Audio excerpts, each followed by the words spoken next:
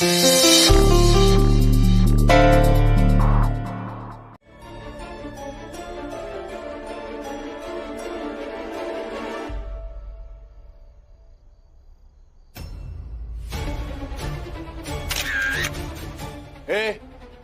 इन papers की photo क्यों खींच रहा है तू? क्या करेगा इनका?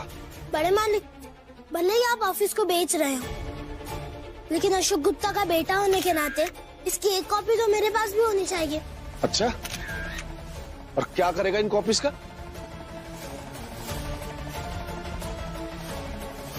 मैडम जी ने ऑफिस को रेंट पर दिया तो आपने उसे बेच दिया, तो आपको इसे बेचने से रोकने के लिए या मैडम जी के साथ गलत होने से उन्हें बचाने के लिए मैं जो कर पाऊंगा वो करूंगा।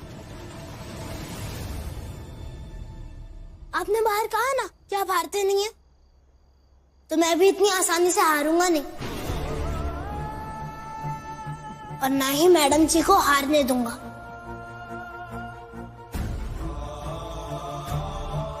अच्छा है, बहुत अच्छा है, तो फिर लड़, दम लगा के लड़, कोई कसर मत छोड़ियो तू, ताकि जब हम तुझे इस घर से निकाले तू दोबारा जिंदगी में हमसे उलझने की हिम्मत ना करे। खड़ा खड़ा देख क्या रहा हमें? जा तैयारी कर लड़ने की, चल।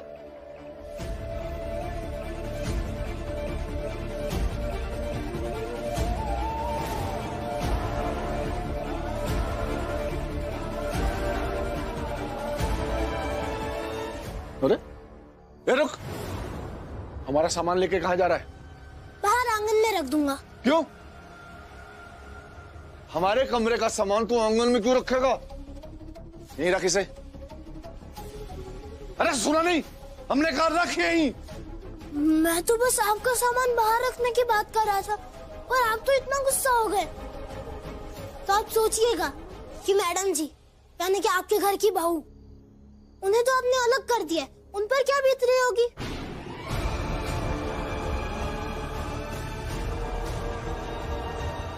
आज आपके घर की इज्जत मजदूर बन गई, और किसी के नौकर बनने के लिए भी वो रेडी है, और ये सब आप ही की वजह से हुआ है बड़े मालिक।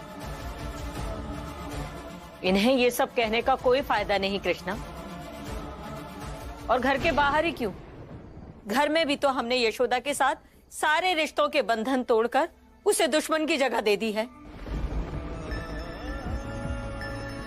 इसने आपके कमरे का सामान जरा सा क्या हिला डुला दिया, आप इतना तिल मिला उठे।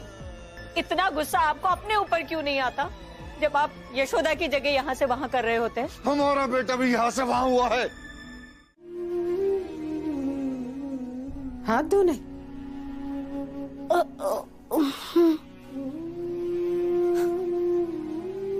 अब झूठ भी बोलने लगे मुझसे। उस तरफ बाबूजी का कमरा है कृष्णा, तुम क्या कहकर आए उनसे? वो किसी की सुनते हैं क्या, जो उन्हें कुछ कहूंगा?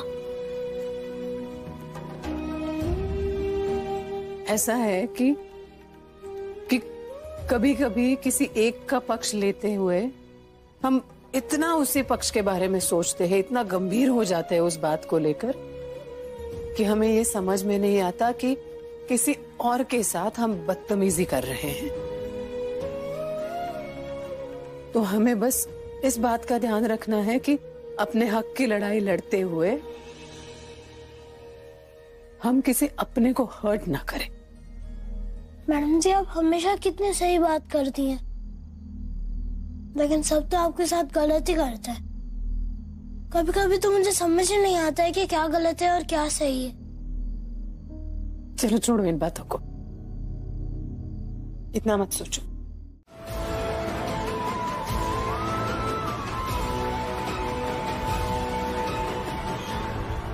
बाबूजी, लीजिए, मुंह मीठा कराइए ना यशोदा रानी का।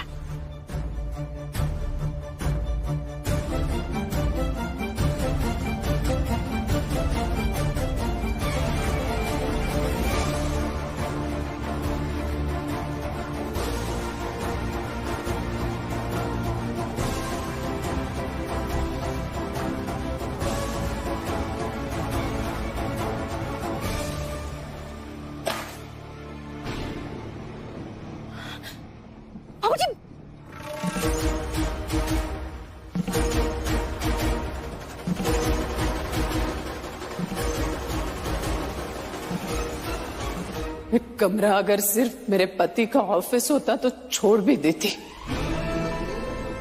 लेकिन ये मेरे बेटियों का, मेरे बेटे का हिस्सा है, उनका हक है।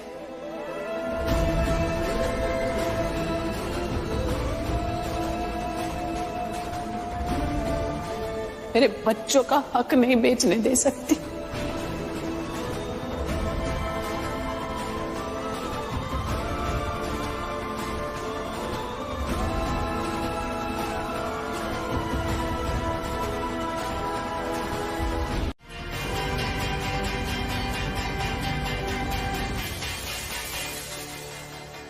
बंद करो ये तमाशा। मेहता जी, पूजा की तैयारी कीजिए। हम भी देखते हैं हमारी बहू कैसे नहीं नारियल फोड़ने देती।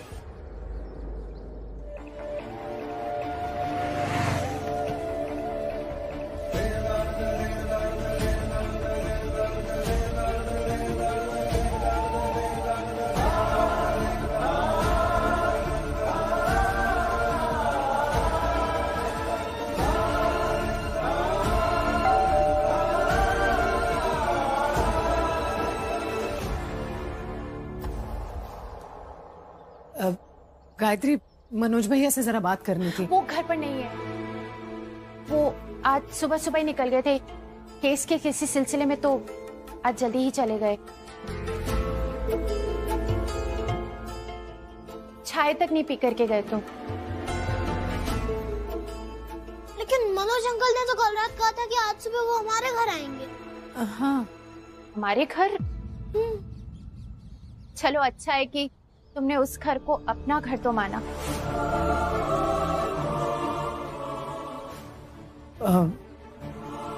गायत्री भैया कब तक लौटेंगे? बहुत जरूरी काम है। क्या काम है यशोदा? तुम मुझे बता दो, मैं बता दूंगी उन्हें।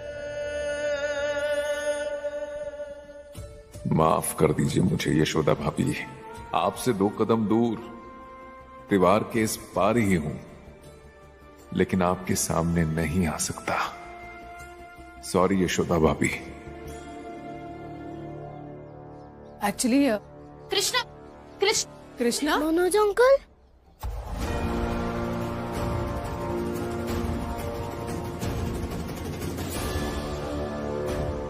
भैया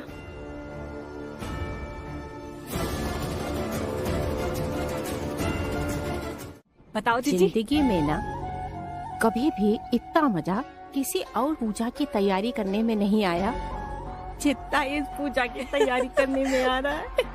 बात तो सही कह रही है। मजा पूजा की तैयारी में नहीं है, मजा है यशोदा के अरमानों की चिता सजाने में। वाह, तो तुम वैसे बिल्कुल सही कह रहे हो। पर जीजी, वो सब तो ठीक है, पर आपको नहीं लगता कि भाभी को सबक सिखाने के चक्कर में बाबूजी ने भैया का ऑफिस इतना महंगा वाला सस्ते में बेच दिया? हमें लग रहा है हमें ना नुकसान हुआ है।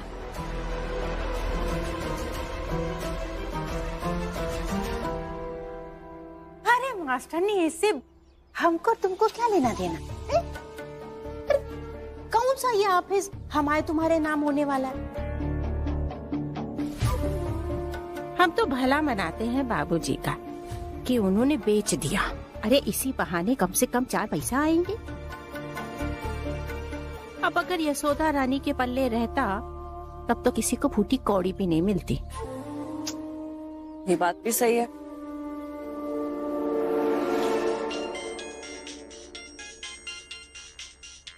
अरविंद का फोन देखना, अभी हमें समझाएंगे। अरे कितनी कितनी भोली हो तुम मास्टरनी। क्यों? अरे वो तुम्हें समझाए उससे पहले तुम उसे समझा दो। पर हम क्या समझाएंगे?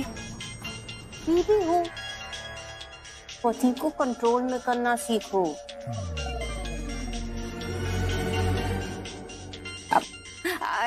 एक काम करो, जब तुम्हारा फोन खत्म हो जाए ना, बगल में गौशाला है, वहां से थोड़ा गोबर ले आना। अभी आप बात को समझने की कोशिश कीजिए रणवीर जी, प्लीज। घर वाले हैं मेरे, नाराज है लेकिन दुश्मन नहीं है मेरे कि उनके खिलाफ जाकर उनके खिलाफ जाकर जानबूझकर उनका दिल दुखाऊं मैं। वो नहीं चाहते कि मैं आपसे मदद लूं, तो मैं नहीं ले सकती हूँ आपसे मदद। अब बस,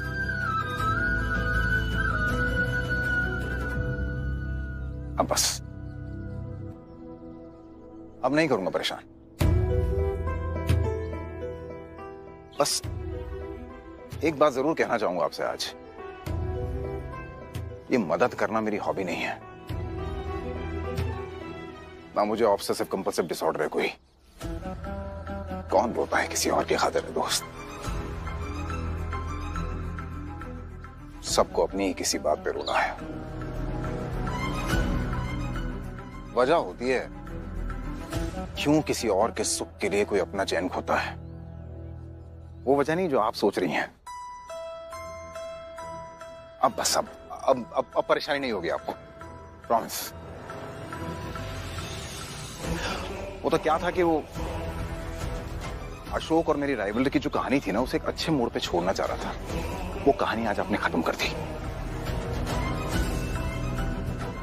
बहुत अच्छा किया कि आपने खुद अपने हाथों से मेरे मुंह पे दरवाजा बंद कर दिया। तो अब वजह नहीं है उसे खटखटाने की, तो अब नहीं खटखटाऊंगी, अब नहीं।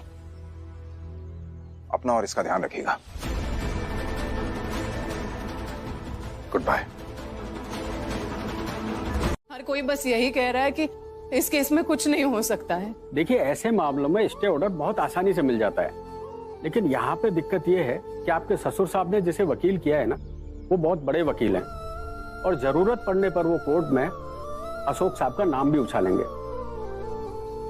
अशोक साहब घर से कैसे भागे, भागने का कारण, आपके और उनके संबंध। अब आप बताइए, इतने बड़े वकील के सामने कोर्ट में बहस करना ना तो आपके बस की बात है, ना ही कोई वकील वहां केस लड़के अपना रिकॉर्ड खराब करना चाहेगा। लेकिन बिना केस लड़े हार जीत कैसे तय कर सकते हैं? कोई तो ऐसा वकील होगा ना जो बिना डरे केस लड़ने के लिए तैयार हो जाए। है तुम्हारा बाप।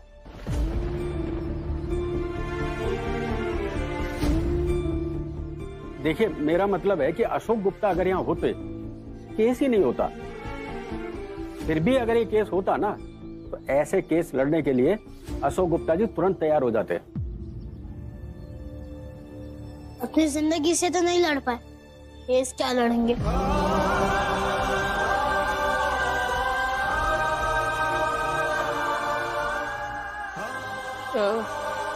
कोई और वकील? नहीं, ऐसा कोई वकील नहीं है। हाँ, एक वकील हैं, रणधीर शर्मा। आप चाहें तो एक बार उनसे मिल सकती हैं। अशोक गुप्ता के बाद अगर कोई वकील ये केस लड़ सकता है तो वही है। एक बार मिल लीजिएगा उनसे।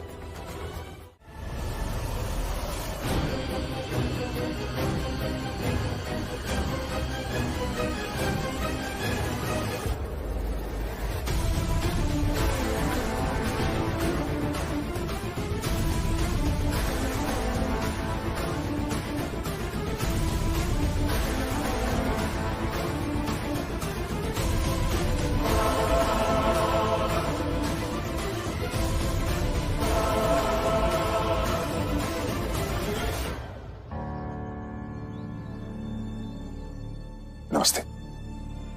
यहाँ कैसे? जिसके साथ तुम्हारी दुश्मनी थी वो तो छोड़कर भाग गया। अब हम तुमसे क्यों और कितना चिढ़ते रहेंगे रणधीर? हम जानते हैं कि हमारी बहू यशोदा केस लड़ने के लिए कभी तुम्हारी मदद नहीं लेगी, क्योंकि ये अभी भी अपने ससुराल वालों का लिहाज करती है और उनका दिल नहीं दुखा सकती। लेकिन हम चाहते हैं कि तुम यशोदा की मदद करो, इसका केस लड़ लो और इसके लिए जो भी तुम्हारी फीस होगी इसे बेच कर रख लेना। नहीं नहीं आंटी, इसकी तो कोई... आंटी नहीं, मुवक्किल। अपने वकील बेटे से यही सीखा है हमने कि वकील का कोई अंकल आंटी नहीं होता, सिर्फ और सिर्फ मुवक्किल होता है। तो बताओ, करोगे ना हमारी मदद?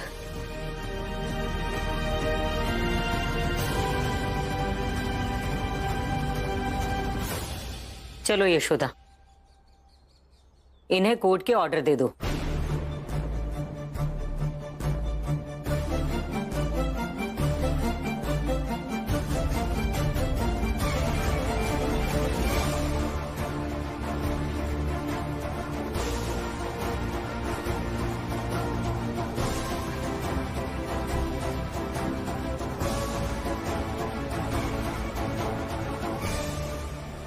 क्या लिखा है इसमें?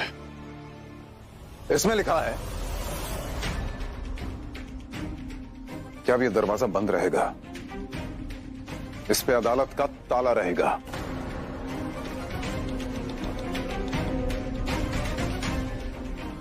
और जब तक अदालत का अगला फैसला नहीं आ जाता, तब तक दोनों में से किसी को भी इसे बेचने या रेंट पे देने का अधिकार नहीं होगा।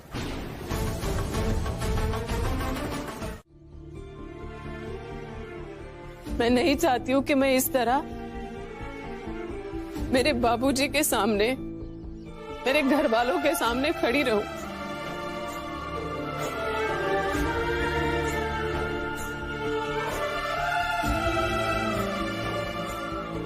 लेकिन मैं मजबूर हूं।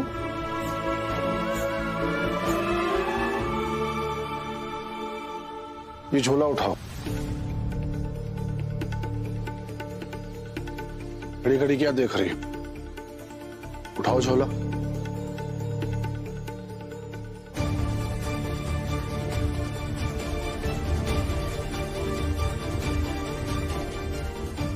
क्या है इसमें?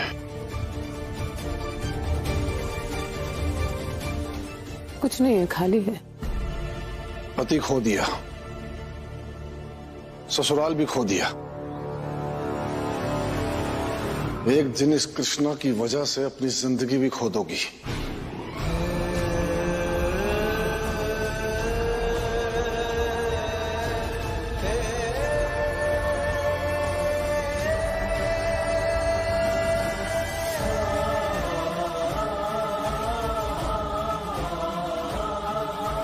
अब इसी खाली झोले की तरफ देख कर सोचो,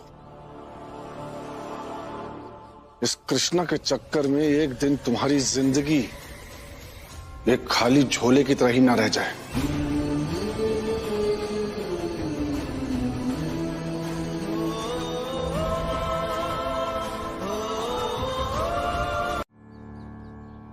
इस संसार में कोई भी किसी का दोस्त दुश्मन नहीं होता है। यह सब तो परिस्थिति के हिसाब से तय होता है। परिस्थितियों से ही दोस्ती और दुश्मनी का चक्र घूमता है। परिस्थितियां ही दोस्त और दुश्मन तय करती हैं। भिक्षाम देहि, भिक्षाम देहि, भिक्षा।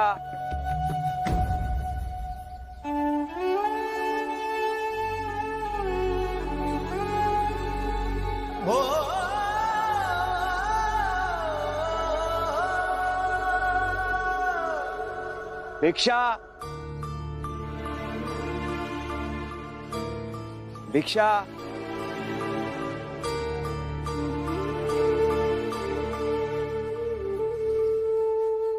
पहली बार भिक्षा मांग रहे हो? जी मैं वो समझ गई थी, इसलिए नजरें चुरा रहे हो। बीवी बच्चे हैं? जी जी नहीं। एक सन्यासी के लिए सारा संसार उसका परिवार होता है। वो पेड़ देख रहे हो? अब तक की जिंदगी में हमने न जाने कितनी बार कई साधुओं को इस पेड़ के नीचे बैठकर छुप छुप कर रोते देखा है। शायद वो अपना घर परिवार नहीं भुला पाए होंगे।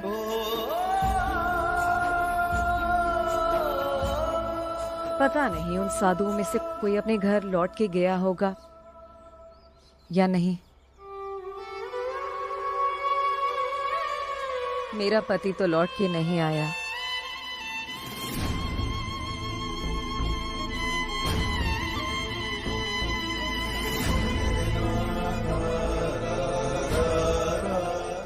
हाँ, एक सुबह हमारा पति घर से भाग गया था। उसके बाद हम कभी नहीं मिले, लेकिन लोग कहते हैं कि वो साधु बन गया।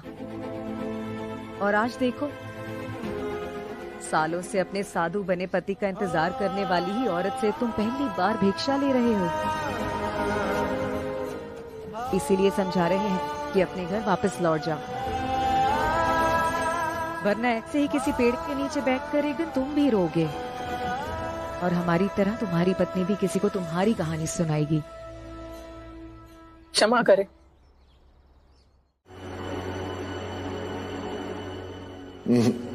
तुमसे नहीं होगा।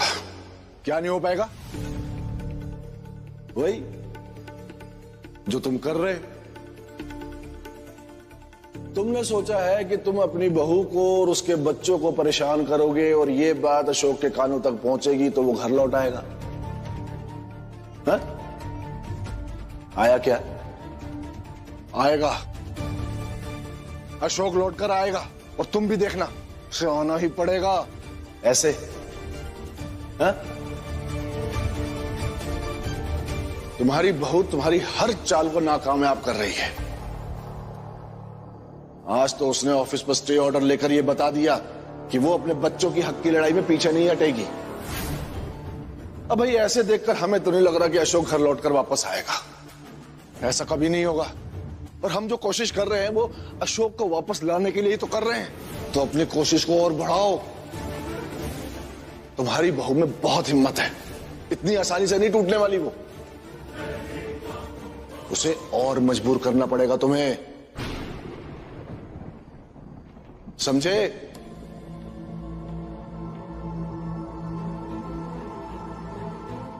तुम ठीक कह रहे हो। हम कमजोर नहीं पड़ सकते, और हम कमजोर पड़ गए तो अशोक घर वापस नहीं लौट पाएगा। फिर ये किस उम्मीद से तुम सबसे 2-4 दिन की मोहलत मांग रही हो? बाबूजी देखिए, हमारी आदत नहीं इशू बनाने की, लेकिन हम आपसे कह रहे हैं वो दिन दूर नहीं जब यशोदा रानी अपने बच्चों को सड़क पर ले जाकर के भीख मंगवाएंगी।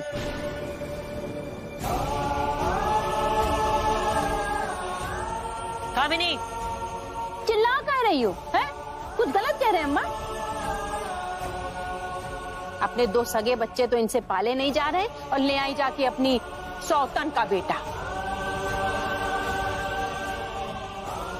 हक की लड़ाई लड़ेंगी? यह कोई बात होती है भला? नहीं तो लड़ूंगी। कृष्णा के हक की लड़ाई तो लड़नी ही होगी। मेरे पति का बेटा है ना वो।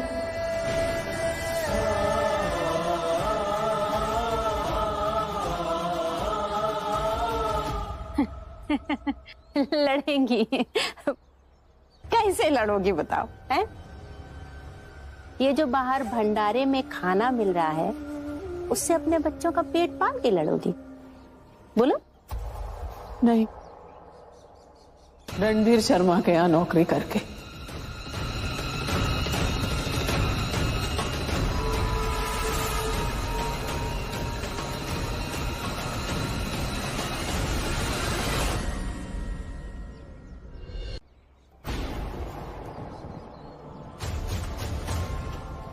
मेरे पास दूसरा कोई रास्ता नहीं है इसके अलावा। हाँ, मैं जानती हूँ आप सबको ये फैसला मंजूर नहीं है मेरा, लेकिन अगर एक माँ को बच्चों की जिम्मेदारियां निभानी है तो उसके लिए जो करना होगा। लेकिन तुम्हारे लिए ये पहली बार है अशोक, कैसा अनुभव कर रहे हो?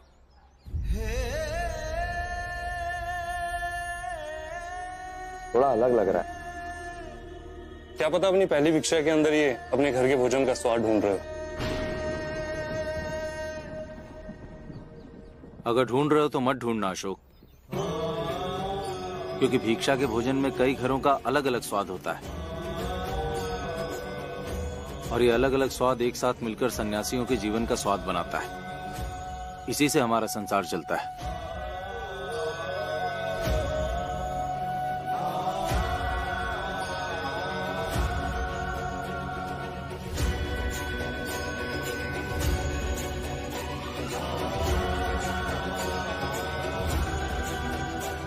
एक सवाल पूछें अशोक? जी पूछिए। मान लो अगर तुम्हें पता चले कि जैसे तुम भिक्षा मांग करके भोजन कर रहे हो, वैसे ही तुम्हारी पत्नी को अपने और अपने बच्चों के लिए भोजन का प्रबंध करने के लिए वो कार्य करना पड़े जो तुम कभी नहीं चाहते कि वो करे, तो क्या करोगे तुम?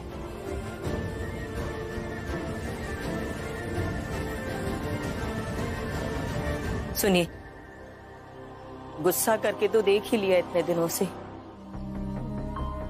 अब इंतजार करके भी देख लीजिए ना। हो सकता है यशोदा की रणधीर के यहाँ काम करने वाली बात अशोक के कानों तक पहुंच जाए और हमारा बेटा वापस आ जाए।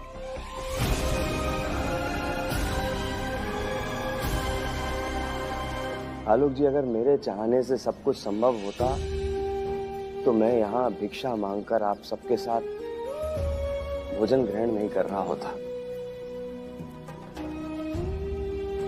मनुष्य चाहे जितनी भी कोशिश कर ले, होता वही है जो विधाता ने उसके भाग्य में लिखकर भेजा है। वरना आप खुद ही सोचिए, अपने शहर का नामी वकील, घर, परिवार, इज्जत सब कुछ छोड़कर यहाँ भिक्षा के लिए भटक रहा है।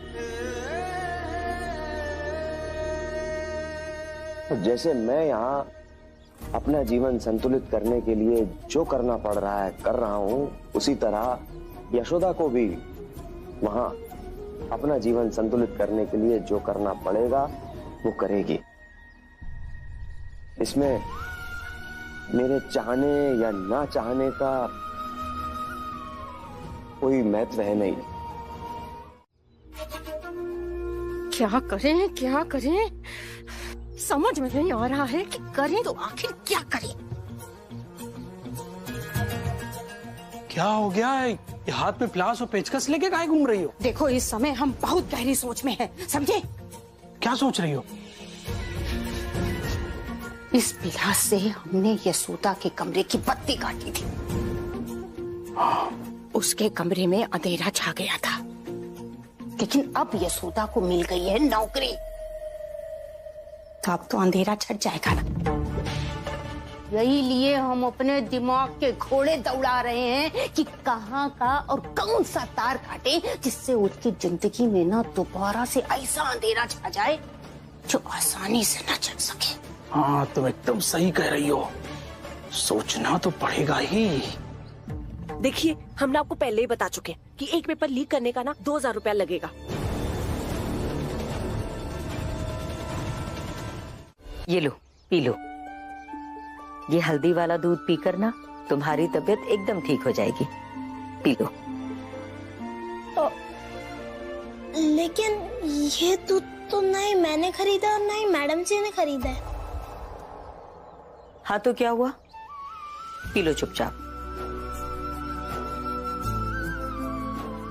क्या हमारा इतना भी हक नहीं कृष्णा कि तुम्हें एक गिलास दूध पिला सकें?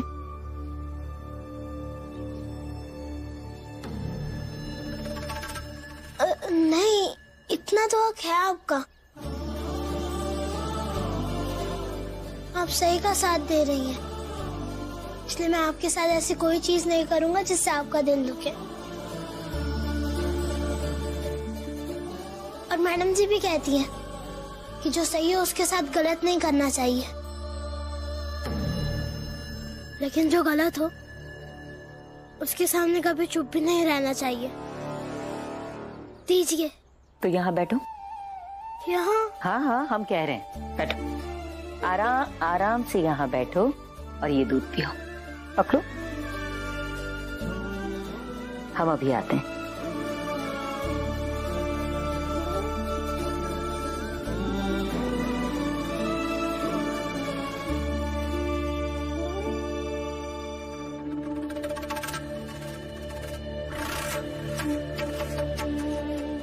शुरू करो स्टेप नंबर 1। अरे कामिनी, हमको पता चला है कि चौराहे वाले मंदिर पे कुछ साधु महात्मा लोग आ रहे हैं। हाँ, हमको लग रहा है कोई बहुत बड़ा कार्यक्रम होने वाला है, तो हम सोच रहे थे कि उन लोग के पास जाके और जरा अशोक के बारे में मालूम करें। लेकिन फिर हमको लगा कि भाई घर की बात घर ही में रहे, और ये जरूरी थोड़ी है कि साधु महात्मा लोग अशोक को जानते ही हों। लेकिन ये भी तो जरूरी नहीं है ना कि उन्हें पता ना हो। अरे छोड़ो, तुम काहे के लिए इस पचड़े में पड़ रहे हो हैं? हाँ। भाई आए और चाहे ना आए, अपनी बला से। अच्छा वो जो वहां पर नहीं गए तुम। चलो किचन में चलते हैं। इमरती रखी है। मुझे चलो भाई। लेकिन मैं जरूर जाऊंगा। क्या हुआ? बाबूजी, ये यशोदा रानी। बाबूजी, बिजली और पानी के पैसे।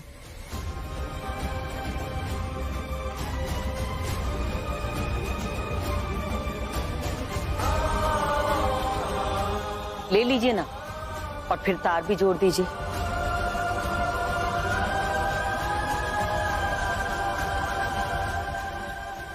अब बाबूजी, ये पैसे जेब में रखने से पहले ना थोड़ा सा विचार कर लीजिए, सोच लीजिए है कि ये पैसे इस घर तक पहुंचे कैसे।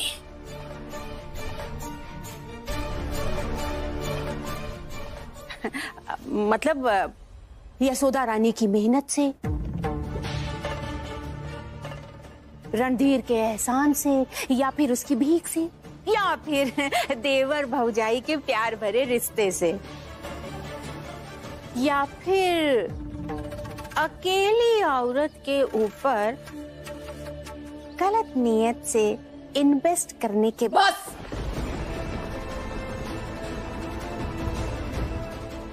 बस एक शब्द और नहीं। मैं समझ रही हूँ आप क्या कहना चाहती है, बस। हाँ ठीक है, तो तुम हमारे ऊपर काहे भड़क रही हो यशोदा रानी है? गजब करती हो। अब देखो भाई, तुमको तो सारे घर वालों ने मना किया था ना कि जाकर के नौकरी ना करो, पर तुम तो बड़ी शान से चली गई। हाँ, अब अगर नहीं जाती तो फिर जाती या नहीं जाती, लेकिन इस पर अब और बहस नहीं होगी कामिनी। ठीक है अम्मा, तुम कह रही हो तो हम कुछ नहीं कहेंगे। पर अम्मा, तुम तो जानती हो कि हमारी आदत नहीं सुबह बनाने की है? लेकिन एक बात सोचो, ऑफिस के पहले ही दिन यशोदा रानी ने ऐसा क्या कर दिया कि रणधीर ने इतने सारे नोटों से इनकी झोली भर दी। अम्मा, जब रणधीर जी ने पैसे दिए ना, तो मैंने इस बात के बारे में सोचा, लेकिन तब याद आया अम्मा कि अशोक जी के क्लाइंट्स भी कई बार उन्हें एडवांस देते थे। उनसे तो कभी सवाल पूछा नहीं गया, क्योंकि अशोक मर्द था। मतलब ये क्या बात हुई बाबूजी? वही बात अगर मर्द करे तो उससे सवाल नहीं पूछा जाएगा, लेकिन अगर औरत करे तो डायरेक्टली कैरेक्टर पे उंगली उठाई जाएगी।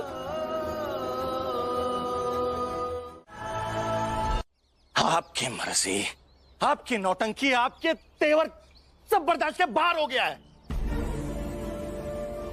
अरविंद, तमीज से बात करो। यशोदा भाभी है तुम्हारी, और महुआ हमारी बीबी है। अम्मा, आपको अभी तक भाभी सही दिखाई दे रही हैं, और महुआ की हालत आपको नहीं दिखाई दे रही है। अरे ये हमको समझाती रही, हमसे बार बार कहती रही कि ये जो भाभी का साथ देने के लिए उनके पीछे पीछे घूमते रहते हो ना, एक दिन तुम पर ही भारी पड़ेगा। लेकिन हमने कभी इसकी बात को सीरियस नहीं लिया, क्योंकि हमको लगता था कि हम सब ठीक कर देंगे। लेकिन हम बेवकूफ थे, हमारी आंखों में पट्टी बंधी हुई थी। देखिए, जो इसने कहा था सच हो गया ना।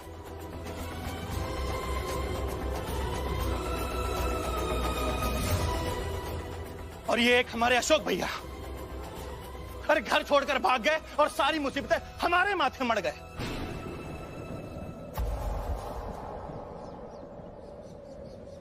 अरे यार घर छोड़कर भागना ही था तो अपने बीवी बच्चे लेकर भागते, कम से कम हम तो सुकून से रहते। भैया छोटे मालिक, कम से कम आप तो मैडम जी के बारे में ऐसे मत कहिए। भैया बस कीजिए। चुप।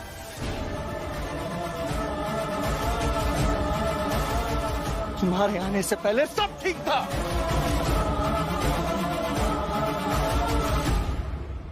तुम्हारे आने से पहले इस घर में सबके लिए, सबके मन में मान सम्मान, प्यार था, इज्जत थी।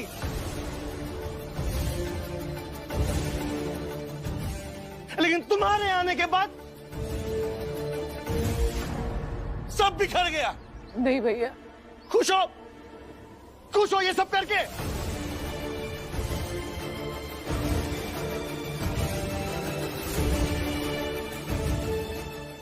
इस घर में सब अपनी अपनी मन की कर रहे हैं ना, तो ठीक है, आज से इस घर में हम भी अपने मन की करेंगे।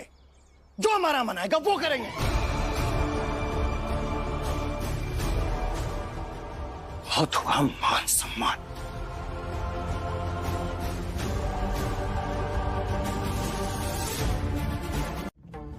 यशोदा रानी, ये इस समय काय लिए आई थी?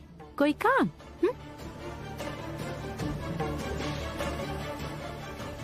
कुछ नहीं, मैं देखने आई थी कहीं कुछ सूखे हुए कपड़े वही तो नहीं रह गए।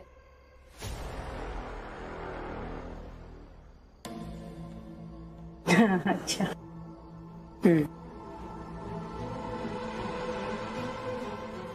जी हाथ छोड़िए।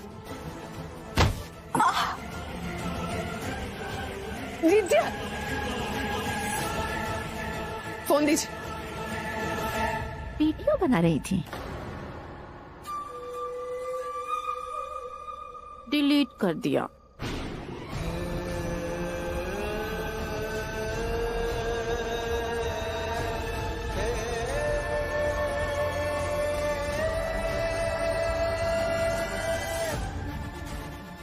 चोट तो नहीं लगी कहीं तुम्हें?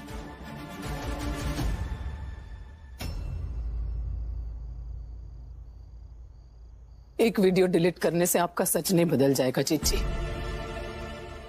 देखिए यशोदा रानी, बहुत गलत इन्फॉर्मेशन है तुम्हारे पास। हाँ, किसने तुमसे कहा कि हम अपनी सच्चाई बदलना चाहते हैं? हा? नहीं, हम तो बस सबूत बिठाना चाहते थे, तो बस बिठा दिया। अब रखो तुम अपना मोबाइल अपने पास है। और हाँ, अब बिना सबूत के ना तुम जाओ सबके पास और खूब जोर जोर से चिल्ला चिल्ला के अपनी बात बताओ। पर एक बात तुमको हम ना गारंटी से बता रहे हैं, तुम्हारी बात ना। क्या हुआ भैया? क्या कहा वकील ने? कब आएगी इस घर की बहू? जल्दी बताओ। चिंची वकील से बात हुई। हाँ। लेकिन वो कह रहा है कि जमानत मिलना थोड़ा मुश्किल है। हे भगवान। लेकिन फिर भी कल वो कोशिश करेगा। हिम्मत रखो भैया। देखिए, मैं जानती हूँ आप नाराज हैं, परेशान हैं, और इसमें किसकी गलती है किसकी नहीं, इसके बारे में बाद में बात करते हैं। लेकिन अगर आपके वकील मना कर रहे तो एक बार रणधीर जी से बात करके देखिए ना।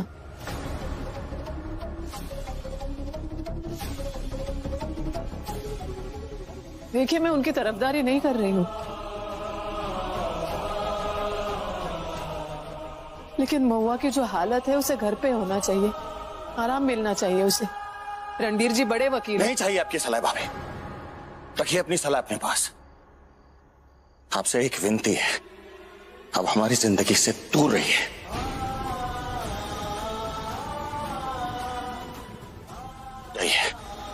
जाइए अपने कृष्णा के पास, हमें बख्श दीजिए। भैया, इस तरह से बात मत कीजिए प्लीज। ये हमारे घर की बात है, बात नहीं करेंगे तो सोल्यूशन कैसे भाभी निकाल? पहले से बहुत परेशान है, हमें मजबूर मत कीजिए कि फिर से हमारे मुंह से कुछ उल्टा सीधा निकल जाए।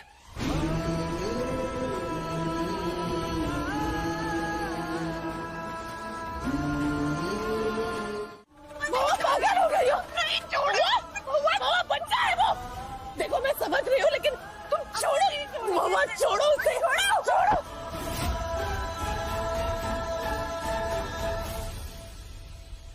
यही सही मौका है कामिनी। इस आग में थोड़ा मिट्टी का तेल और डालते हैं।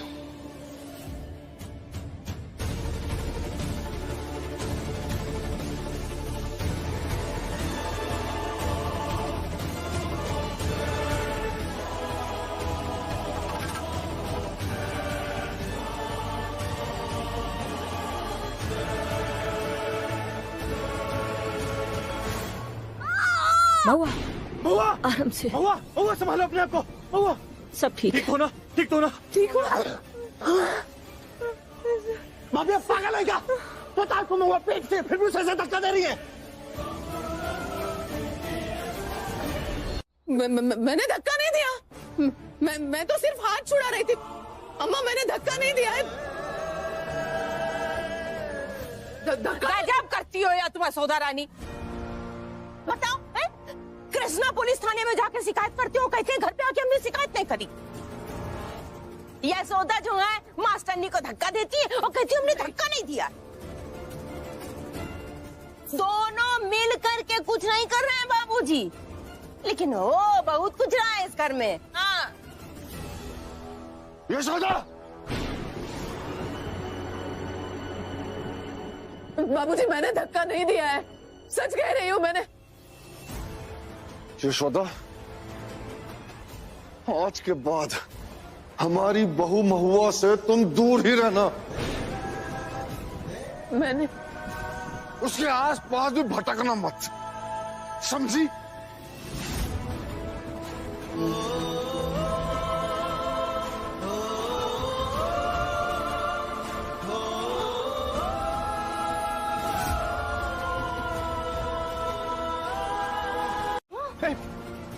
तू क्या कर रहा है यहाँ पे? छुप के बातें सुन रहा था हमारी? नहीं, बातें सुन नहीं रहा था, लेकिन आपकी बातों का जवाब जरूर दूंगा।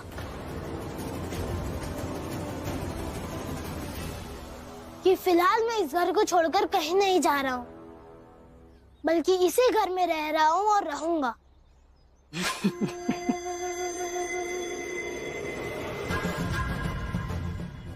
यशोदा के बर्थडे में अभी 2 दिन बाकी है।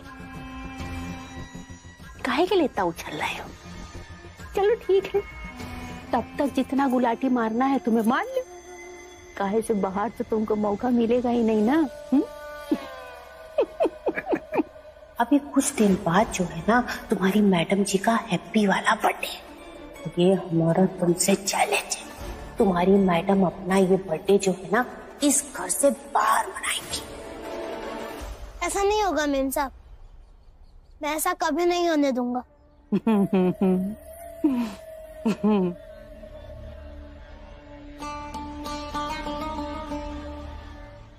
कृष्णा भैया, फिलहाल तो तुम अपनी गर्दन संभालो। कहीं ऐसा ना हो कि अभी वहाँ से मास्टरनी दौड़ी दौड़ी आए और आ करके तुम्हारी ऐसे गर्दन पकड़ ले। उस समय तो यशोदा रानी थी, उन्होंने तुम्हें बचा लिया कि हमारी कृष्णा को मत मारो, हमारी कृष्णा को मत मारो। लेकिन अगर अभी मास्टरनी ने तुम्हारी गर्दन दे दबोची ना, फिर कोई भी तुम्हें नहीं बचा पाएगा, समझे? बेटा, जितना भी टाइम बचा है ना तुम्हारे पास, उसमें जितनी मौज काटनी है काट लो, क्योंकि उसके बाद फिर मौज काट नहीं पाओगे तुम। अरे कामिनी, थक गई होगी, चलो चल के आराम कर लो।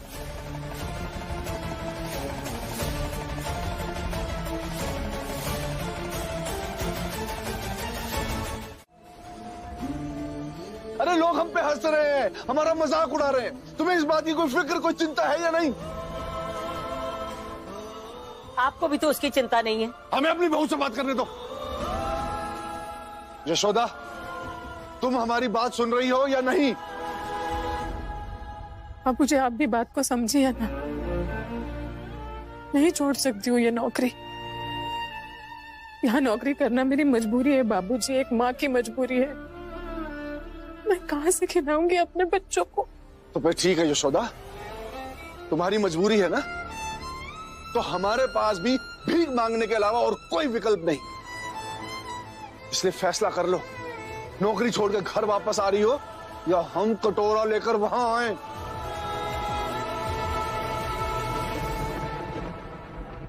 क्यों हर बार मुझे दो राह पर लाकर खड़ा कर देते हैं आप बाबूजी?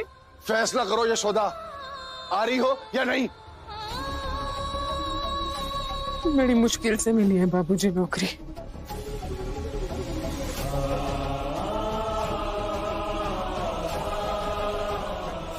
ठीक है, हम आ रहे हैं कटोरा लेकर। फिर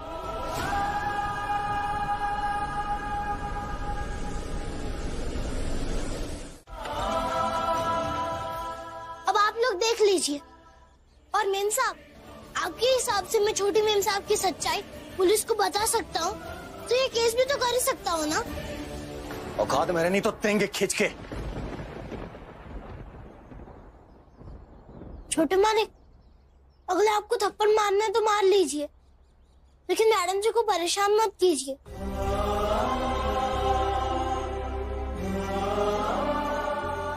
आप प्लीज उन्हें उनके हाल पर छोड़ दीजिए ना। अरे तू जाकर केस कर, हम डरते नहीं है किसी से। बस करिए बाबूजी। क्या मिलेगा भाभी को समझा के? क्या मिलेगा? सुनती वो किसी की? अगर सुनती होती ना तो इस घर का माहौल आज कुछ और होता। अलग कर दिया ना आपने, तो जीने मरने दीजिए। और उनका ही कृष्णा है ना, रख लेगा उनका ख्याल, संभाल लेगा। छोड़िए उनको उनके हाल पे, जैसे रहना है रहें। कम से कम हम लोग तो सब सुकून से रहेंगे। अरे ऐसे कैसे छोड़ दो यशोदा को अपनी मनमानी करने के लिए? पूरे बाजार में हमारी थू-थू हो रही है, लोग मजाक उड़ा रहे हैं हमारा। तो क्या करेंगे आप? तो क्या करेंगे आप? बाबूजी, एक आप और एक भाभी, आप दोनों की जिद की वजह से घर में रोज रोज कलेश होने लगे हैं। अरे हमारा तो दिमाग भंगाने लगा रोज रोज के चिक चिक से। आप लोगों की इसी चिक चिक की वजह से वहां महुआ की नौकरी चली गई। वो कमरे में उदास बैठी है, लेकिन यहाँ किसी को फर्क नहीं पड़ रहा है। कोई शर्म नहीं है, बस लगे हुए हैं। वो भाभी अपने मन का करेंगे, फिर आप अपने मन का करेंगे, फिर ये कृष्णा ये अपने मन का करेगा, फिर कुछ अनर्थ कर देगा। बख्श दीजिए सबको। किसी को नहीं बख्शेंगे जब तक हमारा बेटा अशोक घर वापस नहीं आ जाता। जैसे हम तड़प रहे हैं ना, ऐसे ये सब तड़पेंगे। और उनके लौटने के चक्कर में ये कुत्ता निवास मरघट बन जाएगा बाबूजी। तब तक सबकी खुशियों में आग लग चुकी होगी। बहुत हो गया सबका नाटक, बहुत कर ली सबने अपने मन माने। चलिए बाबूजी, अंदर चलिए, अंदर चलिए। नहीं जाएंगे हम, छोड़ो हमें। बाबूजी अंदर चलिए। बाबूजी, बाबूजी। अरविंद, छोड़ दो हमें। बधाई हो अम्मा, बधाई हो। महुआ, चलो खाना खाओ। नहीं खाना।